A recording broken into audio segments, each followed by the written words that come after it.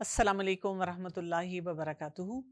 नहमदुहु व नुसल्ली अला रसूलिहिल करीम अम्मा बाद फ़अऊज़ु बिल्लाहि मिनश शैतानिर रजीम बिस्मिल्लाहिर रहमानिर रहीम रब्बि शरह ली सदरी व यस्सिर ली अमरी वहलुल उक़दतम मिन लिसानी यफ़क़हू क़ौली। आज हम शुरू करेंगे सूरह अल वाक़िया और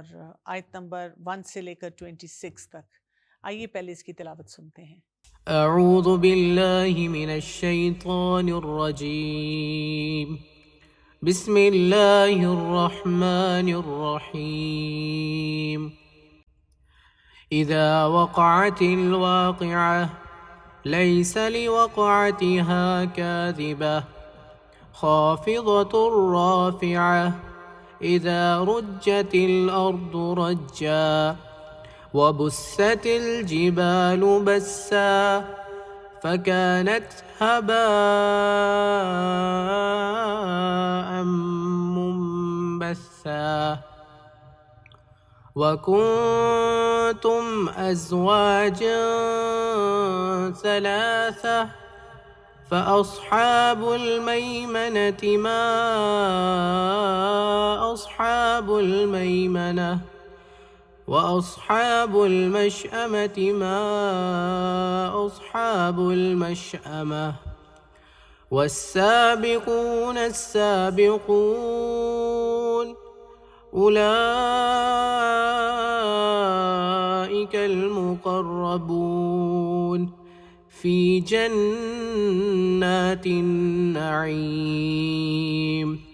ثلة من الأولين وقليل من الآخرين على سرر موضونة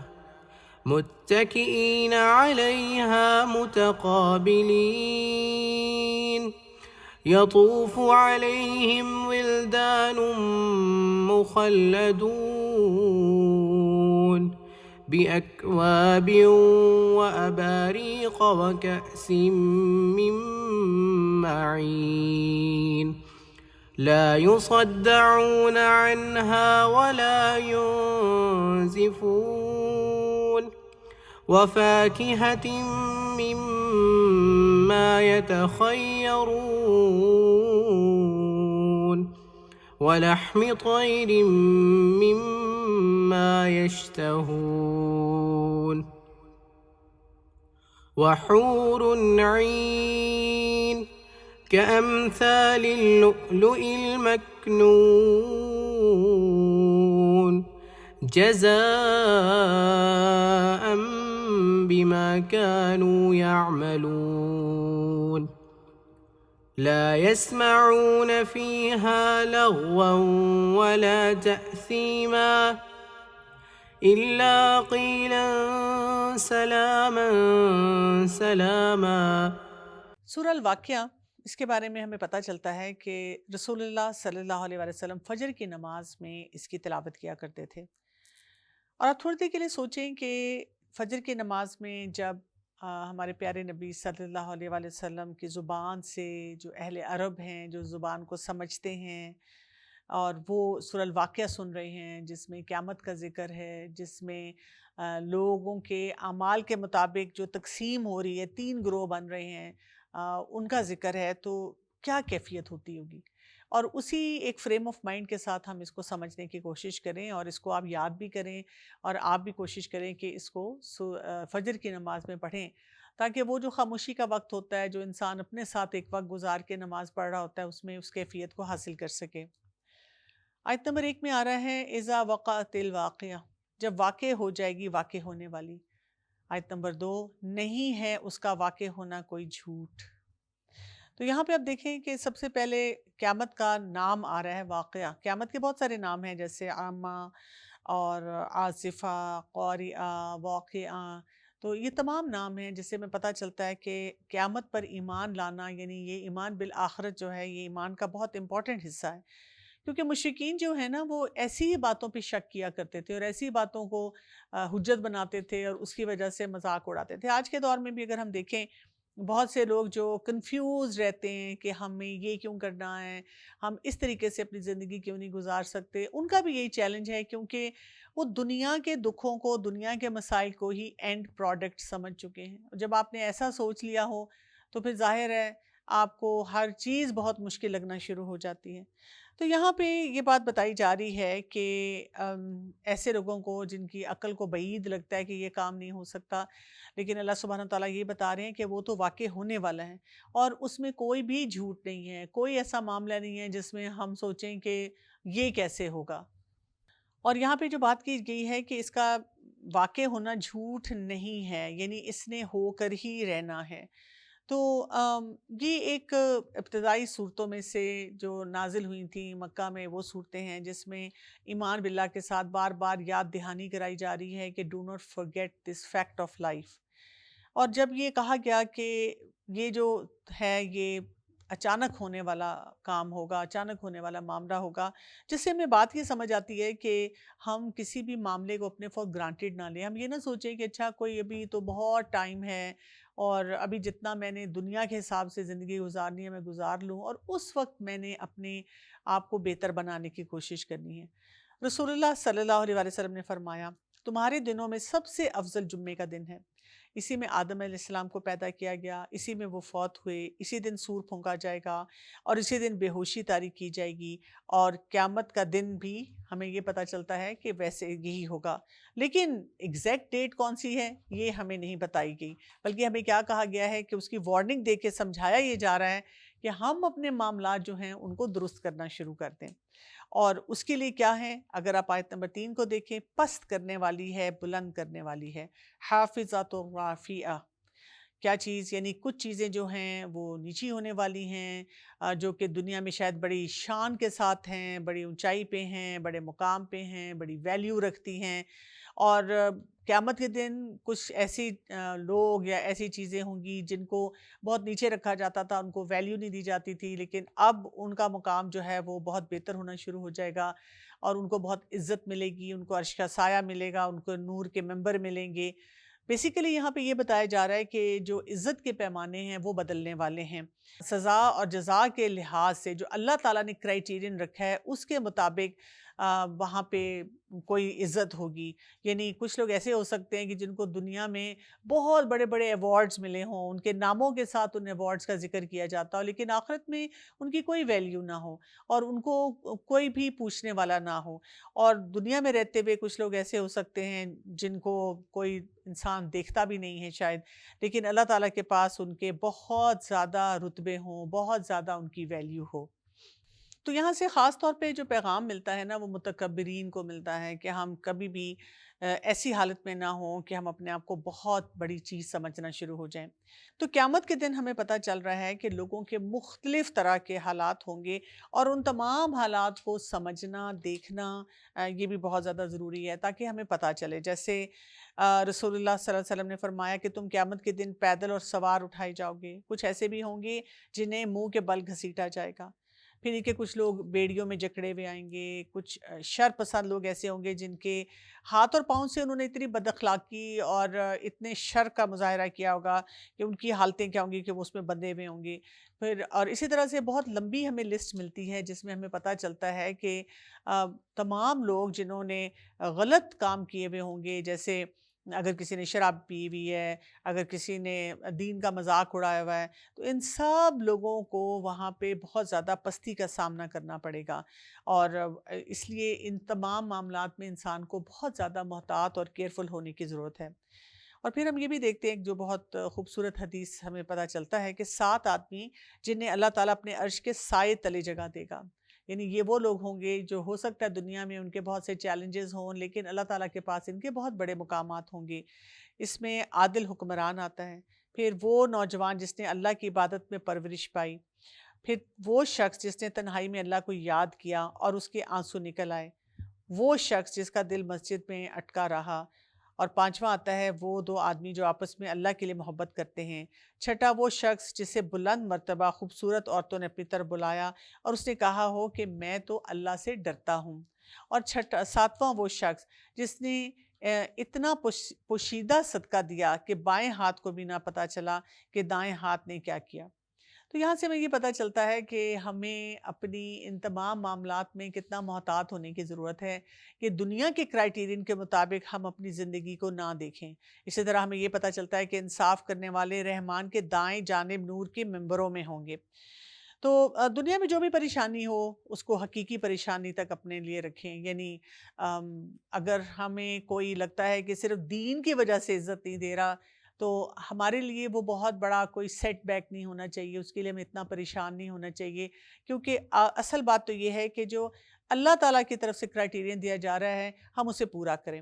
آیت نمبر 4 میں آ رہا ہے اذا رجت الارض رجا، پھر ہلائی جائے گی زمین، سخت ہلائے جانا۔ دیکھیں دنیا میں جب کوئی زلزلہ آتا ہے نا تو ہم کتنے گھبرا جاتے ہیں، لیکن وہ ایک کونے میں ہوتا ہے، ایک چھوٹے سے پورشن میں ہوتا ہے زلزلہ، جس سے لوگ جو ہیں وہ پریشان ہو رہے ہوتے ہیں۔ تو یہاں پہ یہ کہا جا رہا ہے کہ جب وہ آخرت کا منظر ہوگا تو اس وقت پوری زمین ہلائی جائے گی، اور یہ سب کے لیے دیکھنا اور مینج کرنا بہت ہی مشکل ہو جائے گا۔ پھر آ رہا ہے آیت نمبر 5 میں، اور ریزہ ریزہ کر دیے جائیں گے پہاڑ، ریزہ ریزہ کیا جانا۔ یعنی آپ دیکھیں کہ یہاں پہ وہ ایک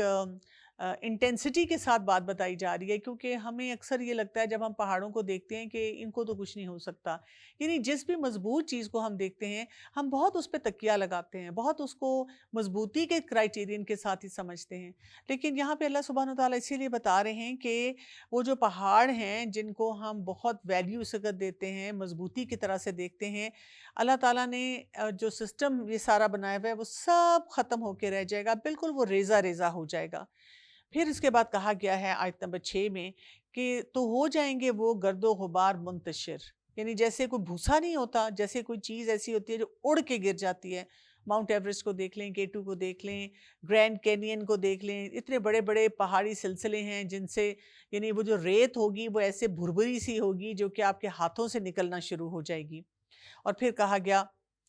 آیت نمبر 7 میں وَكُنْتُمْ أَزْوَاجًا ثَلَاثًا، اور ہو جاؤ گے تم جماعتوں میں 3۔ تو یہاں پہ کیا بتایا جا رہا ہے کہ اس سارے معاملے میں جب سب کچھ ختم ہو جائے گا تو جو لوگ ہوں گے وہ 3 گروہوں میں بٹ جائیں گے۔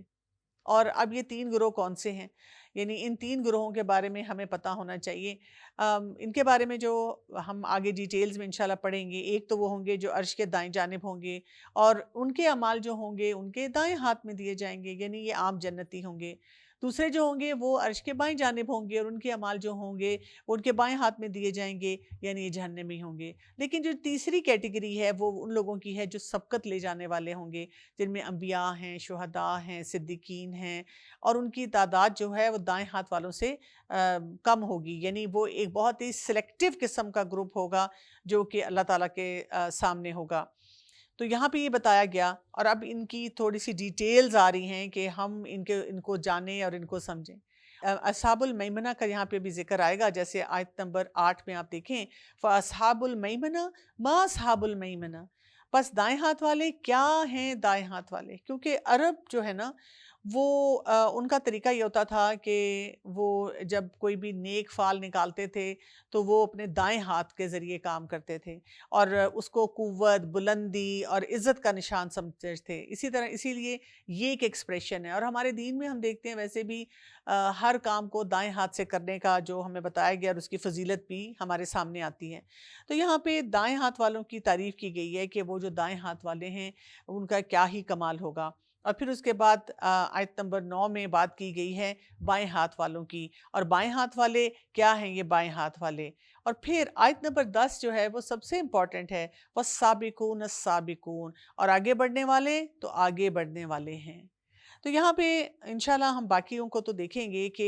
یعنی دائیں ہاتھ والے جو ہیں ان کی خوش قسمتی کیسی ہے، بائیں ہاتھ والے جو ہیں ان کی کمزوری اور بدبختی کس نیچر کی ہے، لیکن اصل بات جو ہم نے دیکھنی اور سمجھنی ہے وہ اس وقت ہے جو ہم بات سلسلہ شروع کریں گے، اور وہ آ جاتا ہے سبقت لے جانے والے لوگ۔ یہ سبقت لے جانے والے لوگ کون سے ہیں، ان کو ہم نے سمجھنا ہے،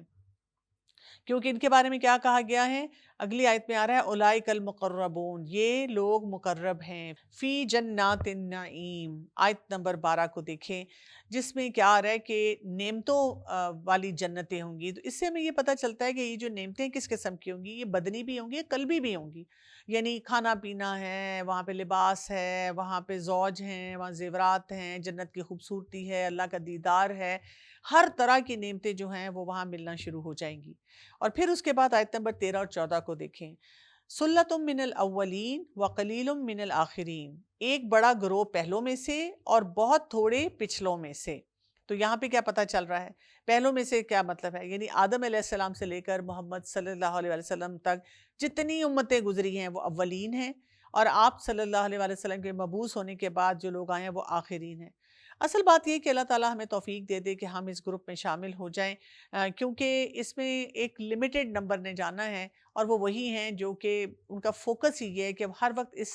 تیاری میں رہتے ہیں کہ اللہ کا کوئی حکم پتہ چلے اور کوئی موقع ہمیں ملے اور ہم اس کے مطابق جو ہے اللہ کو راضی کریں۔ پھر اس کے بعد ہم دیکھتے ہیں کہ ان کو جو اللہ تعالیٰ کی طرف سے وہاں آگے آسانیاں ملنے والی ہیں اور جو تحائف ملنے والے ہیں اور جو نعمتیں ملنے والی ہیں ان کا ذکر کیا جا رہا ہے۔ آیت نمبر 15 میں آ رہا ہے تختوں پر ہوں گے سونے کی تاروں سے بنے ہوئے۔ پھر کیا آ رہا ہے آیت نمبر 16 میں، تکیہ لگائے ہوئے ہوں گے ان پر آمنے سامنے۔ اب آپ دیکھیں کہ سونے اور جوہرات وہ ان کو مل رہے ہوں گے، اور وہاں پہ وہ بہت آسانی کے ساتھ آرام کے ساتھ بیٹھے ہوئے ہوں گے اور اپنی زندگی کو انجوائے کر رہے ہوں گے۔ یہاں پہ جو کہا گیا نا کہ متکئین علیہا متقابلین، تکیہ لگائے ہوئے ہوں گے آمنے سامنے۔ آپ دیکھیں کہ جنرلی بھی جو ہماری دنیا میں گیدرنگز ہوتی ہیں نا، تو ہم پسند کرتے ہیں ہم کسی کے سامنے بیٹھیں اور گپ شپ لگائیں، لیکن اکثر ہمارے دماغ میں کوئی نہ کوئی اور بات چل رہی ہوتی ہے، ابھی میں نے یہ کام کرنا ہے، ابھی ادھر جانا ہے، ابھی اس چیز کو دیکھنا ہے۔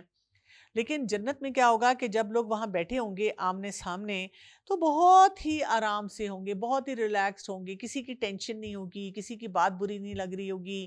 کوئی مسئلہ مسائل جو ہے وہ وہاں پہ سامنے نہیں آئے گا، اور اسی کا ایک پورا ایک ویژول امیج جو ہے وہ ہمیں دیا جا رہا ہے۔ تو بہت ہی ایک ریلیکس قسم کا ماحول ہے۔ حدیث سے ہمیں یہ بھی بات پتہ چلتی ہے کہ جنتیوں میں جو سب سے کم درجے کا ہوگا وہ اپنی بادشاہت کو 2000 سال تک دیکھتا رہے گا، اور دور کی چیز جو ہے اس کو وہ قریب نظر آئے گی۔ تو وہاں خلوص ہوگا لوگوں میں، لوگوں کا دل چاہ رہا ہوگا کہ ایک دوسرے کے ساتھ وقت گزاریں، ایک دوسرے کے ساتھ اپنے معاملات کو جو ہے وہ درست کریں۔ آیت نمبر 17 کو دیکھیں، اب کیا وہاں پہ ملے گا؟ گردش کر رہے ہوں گے ان پر لڑکے ہمیشہ رہنے والے،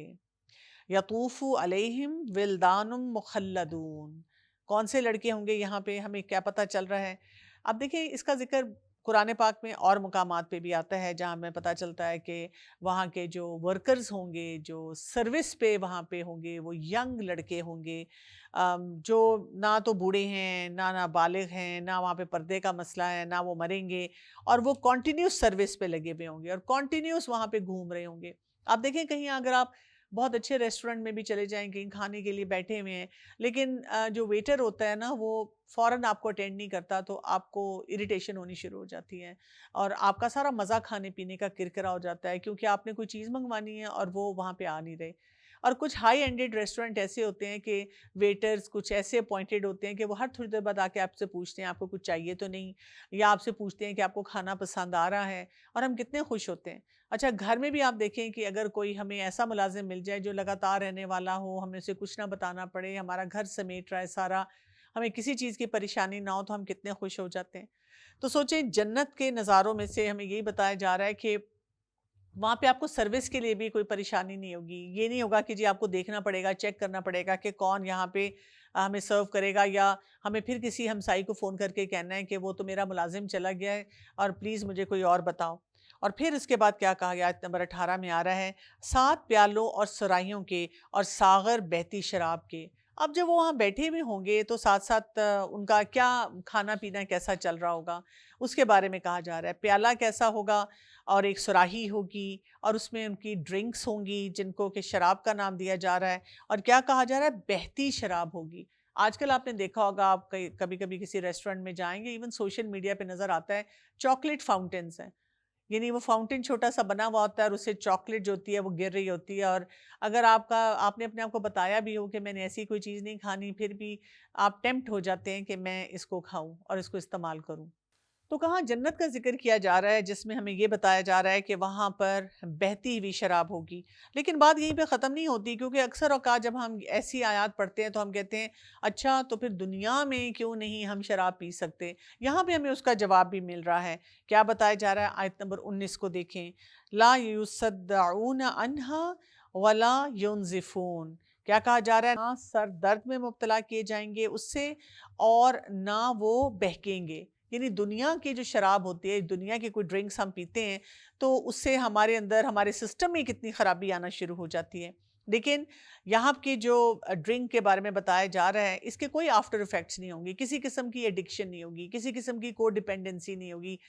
کوئی خرابی اپنے لیے بھی نہیں ہوگی، کوئی بیماری نہیں ہوگی، اور نہ ہی اور لوگوں کے لیے ہوگی۔ سبحان اللہ۔ تو یہ اللہ تعالیٰ نے یعنی کہ جو فزیکل لاز ہماری دنیا میں رکھے ہیں اور جس طریقے سے ہم دنیا میں رہتے ہیں امتحان کے لیے، وہاں کا سسٹم جو ہے وہ ٹوٹلی ڈیفرنٹ ہے، اس کا کوئی مقابلہ اور موازنہ کسی طرح سے نہیں کیا جا سکتا۔ آیت نمبر 20 کو دیکھیں، اور پھل اس میں جو وہ پسند کریں گے، جو کچھ بھی آپ کا کھانے کو دل چاہے گا، آپ کو ایسے پھل جو ہیں وہ ملنا شروع ہو جائیں گے۔ اور یہاں پہ جو ورڈ آ رہا ہے نا فاکہہ،